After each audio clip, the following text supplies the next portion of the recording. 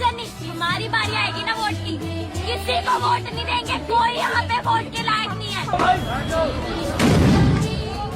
Indian जेन जी और Indian youth इस वक्त सड़कों पर है और एक जेन जी रेवोल्यूशन की तरफ वो इंडियन यूथ जा रही है और बड़े ही ऑर्गेनाइज किस्म के प्रोटेस्ट किए जा रहे हैं। मोदी सरकार की जानिब से बिल्कुल क्लूलेस पॉलिसी अपनाई गई है अपने बच्चों पर, जो कि कोई 10 साल का बच्चा है, कोई 14 का है, कोई 18 का है, उनको भी फॉरेन फंडेड कहा जाता है, कभी उनको पाकिस्तान फंडेड कहा जाता है, कभी उनको कुछ फंडेड कहा जाता है, कभी उनको चाइना फंडेड कहा जाता है और उन पर जो जुल्म के पहाड़ तोड़े जा रहे हैं। 18-18, 20-20 साल की लड़कियों को टॉर्चर किया जा रहा है। कोई फ्यूचर का डॉक्टर है, कोई फ्यूचर का लॉयर है, कोई एग्जिस्टिंग लॉयर है, कोई एग्जिस्टिंग डॉक्टर है, कोई एग्जिस्टिंग टीचर है, कोई यूके से आया हुआ है, कोई यूएसए से आया हुआ है, कोई इंडिया के लिए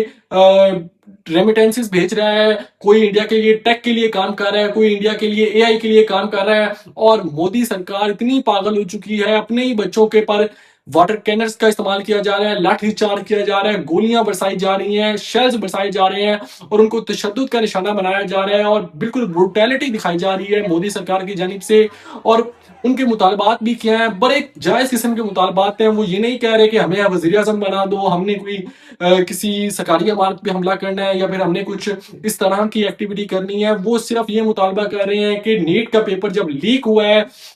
जब हुकूमत भी इस बात को मानती है, हुकूमत ने ऑफिशियली डिक्लेयर किया है कि नीट का पेपर लीक हुआ है, तो भाई आप उसके सोल्यूशन के लिए हमें कुछ फ्रेमवर्क दो, हमें कुछ उसका बताओ, कुछ उसकी अपना पॉलिसी फ्रेमवर्क बताओ कि आइंदा ऐसा नहीं होगा और अगर होगा तो आप कल्प्रिट्स को क्या सजा देंगे। लेकिन मोदी सरकार इस चीज पर, इतने बेसिक मसले पर बात नहीं करना चाह रही, जो कि स्टूडेंट्स की लाइफ का मसला है। और हमेशा इंडिया में इस तरह होता है, कोई भी एग्जाम हो, एग्जाम लीक हो जाता है। इंडियन स्टूडेंट्स जो रातों की मेहनत होती है उनकी, वो कई सालों की मेहनत होती है और वो पढ़ कर पागल हो जाते हैं और एंड पर जी पेपर लीक होकर अपने मनपसंद लोगों को सीट्स बांट दी जाती हैं, जिसके खिलाफ ये एहतजाज हो रहा है। लेकिन मोदी तो मुकम्मल ही क्लूलेस हो चुके हैं। उनको 12 साल का जो इक़्तिदार मिला हुआ है इंडिया में, बगैर किसी मेहनत के मिला हुआ है, वो अब जाता हुआ नजर आ रहा है। तो हमेशा जब भी जिस भी हुक्मरान से इक़्तिदार उसको लगे कि मेरा इक़्तिदार जाने वाला है, तो वो इंतहाई जालिम बन जाता है और वो पूरी फोर्स का इस्तेमाल करता है। और वो फिर नहीं देखता कि आगे बच्चे हैं, आगे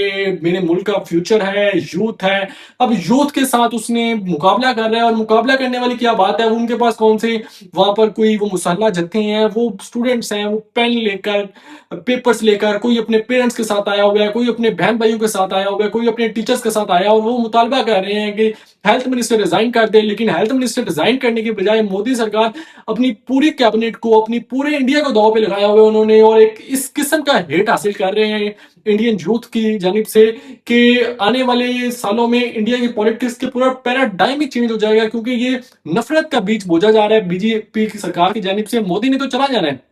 मोदी के बाद भी जो सियासतदान, इवन के कांग्रेस भी है, बीजेपी भी है, बकाया सियासतदान है, सिस्टम के ऊपर से जो एतबार है वो ही उठता जा रहा है नौजवानों का। वीडियो क्लिप्स आ रहे थे, बच्चे कह रहे थे कि हमने किसी को वोट नहीं देगा, जब हमारी बारी आएगी तो हम वोट नहीं देंगे। कोई इलेक्शन नहीं, हमारी बारी आएगी ना वोट की, किसी को वोट नहीं देंगे, कोई यहाँ पे। इस तरह के जज्बात इस वक्त जो इंडियन यूथ है उसमें आए हुए हैं और बड़ा जबरदस्त किस्म का प्रोटेस्ट किया जा रहा है। Being a Pakistani, I want to salute you Indian youth, जिस तरह से आपने हक के लिए आवाज बुलंद की और जिस तरह से ये पिछले 1-1.5 महीने से ऑर्गेनाइज किस्म के और बड़े पुरअमन किस्म के एहतजाज जारी थे आपके, और उसके बावजूद आपकी जो